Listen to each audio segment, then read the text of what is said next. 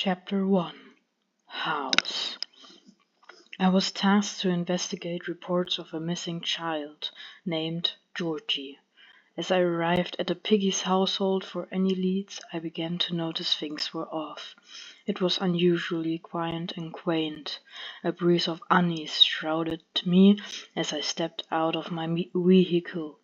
Without a moment to react, I blacked out and woke up in the bedroom of the house with a beaming headache. Someone had knocked me out and brought me here. But why? If they wanted to get rid of me, why didn't they finish the job? While attempting to piece things together, I encountered a strange, crazed pig with different eyes and a hunger for harm. It didn't talk, it just chased me.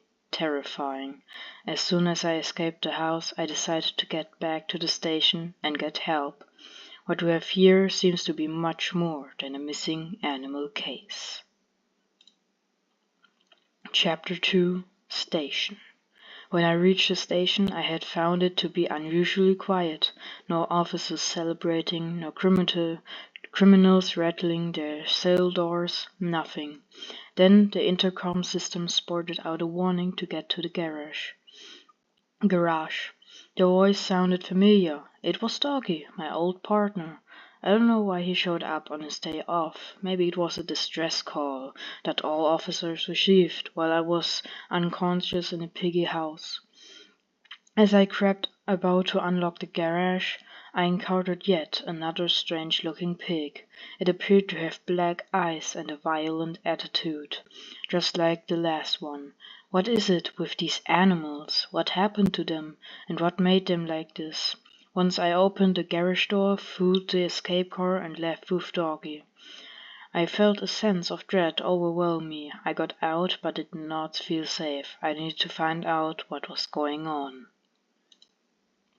Chapter 3 Gallery. It turns out the gas can I picked up was almost empty, because we found ourselves running out pretty quick.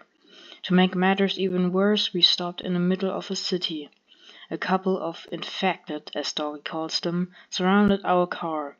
We rushed into the nearby building, the gallery. I haven't been here since we started investigating a reported robbery last month. It seemed to be a little run down, as well. We quickly sealed the building, only to soon realize that the infected entered as well. It was very strange to see a place, once so calm, become so chaotic. Doggy told me that he never liked galleries anyway. Chapter 4 Forest. Dog and I had been safe and sound in this forest for weeks now. We've been silently visiting small towns and taking supplies from them. We spoke for days about what we'll do when it's over. Doggy said he'd like to travel south someday and visit old monuments and ruins. I don't know what I would do. I couldn't get my mind off the world state. One night I woke up to discover a broken and empty potion and a missing friend. I looked around and found Doggy. He was one of them. My gut sank and I felt weak. Where did this potion come from, and why did he drink it? Was he forced to? He had red eyes, not like the others. Some day I will get to the bottom of this, as I left the forest to no longer be faced with such a harsh blow to my heart. I came across a radio with a voice that instructed me to head to a school. Clinging onto anything to distract my mind, I followed their instructions. Chapter 5 School. Still recovering from the loss of Doggy, I felt out of touch with reality, like it was a blur just floating through time. However, I pressed on. The radio I found in the forest instructed me to help them out and find their way trapped in the school. Found their friend trapped in the school, sorry. Maybe if I couldn't save my friend, I could help them save theirs.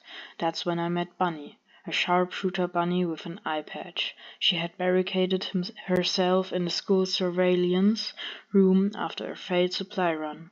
She was very kind, not to mention thankful. Her enthusiasm inspired me to be strong and get a hold of myself, as we headed to the sewers to meet with the mysterious radio voice. My head started burning up. I did not feel too well at all. I ignored it and continued moving forward. We met with Mr. P, a very rich celebrity. It was certainly strange to find someone of his status walking about in in sewers. He thanked me for my help, but the more he spoke, the harder I found it to pay attention. My head hurt more and more until I passed out there. The last thing I remember was being wheeled in a hospital and seeing Doggy. Chapter 6. Hospital. I woke up in a hospital with Bunny on my side. She seemed to lighten up when she saw my eyes open. Bunny explained that Mr. P and the researchers didn't think I would make it, as I showed minimal symptoms of the infection. She didn't give up on me, though. I rescued her, so she believed it was her duty to protect me from being tossed out and deemed a lost cause. Bunny also told me that I woke up in a perfect time, as the place was being evacuated. A doctor was infected and caused severe panic. I jumped out of bed and got to the rooftop, where a helicopter was supposedly waiting for us. It wasn't there. They left without us, to who knows where. Bunny and I needed to come up with the way to get out of the hospital ourselves, and fast. Chapter 7. Metro. We made our way through the hospital and down to the underground metro. Bunny and I spoke about Mr. P. I told her to disbelieve in him. I could not understand why he would not wait a moment longer for us. She explained that lately he has become more and more delusional and obsessed with his research for a cure. Upon finally reaching the metro, I started to work on repairs for the tram. Bunny sat down, not feeling too well. She told me she needed to rest a little before going on, and lent me her crossbow. When the repairs were ready, she told me that she was infected. I was very reluctant to believe her. She explained that she was one of the test subjects of Mr. P's cure tests at the hospital. Hers did not go so well. I told her that we could find a cure and she could hold on long enough to find it. Bunny didn't want to go on, as she feared putting me in danger. I got on a tram, looking back at her as she stayed behind to fight off any infected that may still be there. My heart hurt, and my fist clenched. I was going to find Mr. P. Chapter 8. Carnival. I arrived at Mr. P's carnival to search for any leads on where he may be. Unfortunately, there was not much to be found besides an infected fox trapped in a cage. I shiver at the thoughts of how he could have possibly ended up like that. I met 2 survivors there, Sissy and Pony. Sissy was a cunning, skilled fencer, and Pony was a clumsy yet comforting ally. They were kind enough to allow me to join them. They told me they were on a supply run, but found me on the way and trusted me enough. As I was led back to the safe house, they spoke a lot about untrustworthy people and how I should watch out for them. It seemed that this whole situation really brought out the worst in some. Chapter 9. City. We arrived at the city, a run-down mess. They set up their safe house in a hotel, as it had plenty of beds and supplies. Recently they've been running low. It was there I learned a few things about my 2 new allies. Sissy taught her younger sisters, she and Susie, how to fight. Pony studied optometry like his father. I told them my story and how I was searching for Mr. P. Saying his name struck something in me, a negative emotion that burned inside my gut. As we spoke, we discovered a mysterious figure watching us. It didn't seem to be an infected, as it ran away when we noticed it. Sissy and I ran after it. Chapter 10. Mall. We chased the figure to the mall, only to discover that it was Georgie, the missing child.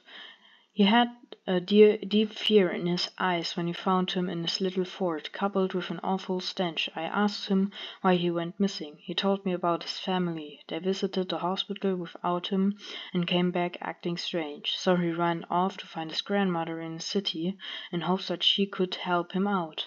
Unfortunately for him, the city seemed to all act the same way his family did by the time he got there, so he hid himself. This poor cruel word took his family away from him. I could not imagine what that must feel like at his age. So we brought him back to the safe house with us. It was there I met the Safe Place crew, Sissy's sisters, Mimi, and Giraffe. Mimi was a smart engineer. She knew her way around technology quite well. Giraffe was a tough guy with a strong passion for nature and ecology. He loved plants. The meeting was short-lived, however, as Mimi had managed to find a working helicopter signal at the nearby military outpost. Polly informed us of the news. We left Georgie in the care of the others as Pony, Sissy, and I journeyed to the outpost. Chapter 11. Outpost. The outpost was swarming with infected soldiers. The three of us opened the sealed doors of the plant, where Mr. P presumably flew to. As I prepared to enter, Georgie showed up. He snuck out of the safe place and followed us. I was not pleased to see him at all, because he could have been easily harmed. It was a relief to see him unscathed, though. I can't say I was surprised after finding out how well he managed on his own. He wanted to see Mr. P, the one responsible for making his family act the way they did. I reluctantly agreed to bring him along as he remained close and out of any more trouble. Georgie and I entered the plant, leaving Sissy and Pony to fend off against the soldiers and protect us from being swarmed. It was there that we found Mr. P, speaking strangely. He seemed to hold a deep regret for his actions. I could not seem to cope with them. When he realized we were there, he believed we were nothing but ghosts who had come to haunt him. Mr. P was unable to come to terms with reality and ran off.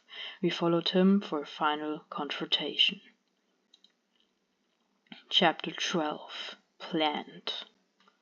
Mr. P's delusional thoughts grew wilder as he began to attack us in an attempt to get us to leave him alone.